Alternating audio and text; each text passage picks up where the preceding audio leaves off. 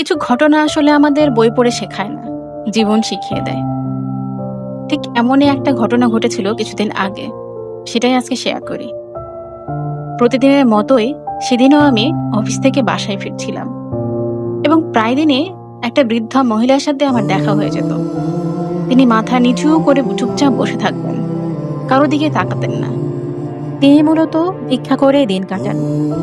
আমি তাকে কিছু টাকা দিতে গেলাম, কিন্তু আমার কাছে খুচরা টাকা ছিল না।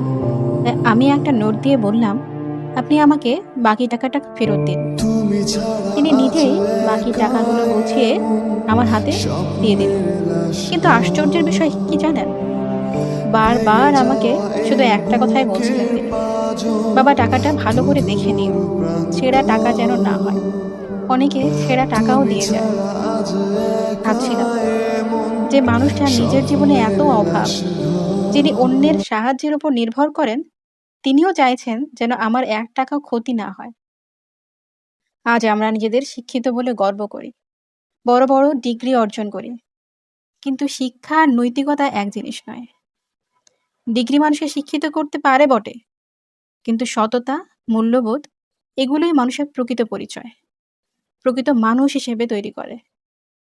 সেদিন একজন ভিক্ষুক আমার কাছ থেকে ভিক্ষা নেননি। তিনি আমাকে শিখিয়েছিলেন সততা, দায়িত্ববোধ আর মানবতার সবচেয়ে বড় শিক্ষা। আমাদের মনে রাখতে হবে, মানুষের পরিচয় তার পোশাকে নয়, তার নৈতিকতায়। কারণ নৈতিকতার কোনো সামাজিক স্তর হয় না। এটি শুধু একজন সত্যিকারের মানুষের পরিচয় বহন করে। আজ আমরা নৈতিকতা একটা বিবর্জিত সমাজে বসবাস করছি, যেখানে কারো বিপদ হলেই সবার আগে মোবাইলটা বের করে আমরা ভিডিও করতে ব্যস্ত হয়ে পড়ি। কি এক আজব জামানায় আমরা বসবাস করি। এক ভিক্ষুক আমাকে শেখাইলো নৈতিকতা, মূল্যবোধ। আমাদের শেখার আসলে শেষ নেই। আমরা প্রতিটা মানুষের কাছ থেকে শিখতে হবে, প্রতিটা স্তরের মানুষের কাছ থেকে শিখতে হবে এবং আমাদের মধ্যে মানবতা এবং মূল্যবোধটাকে জাগ্রত করতে হবে। আজকের মতো এতটুকুই। সবাই ভালো থাকবেন।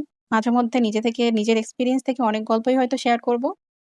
সবার ভালো লাগলে অবশ্যই কমেন্টে জানাবেন। আল্লাহ হাফেজ।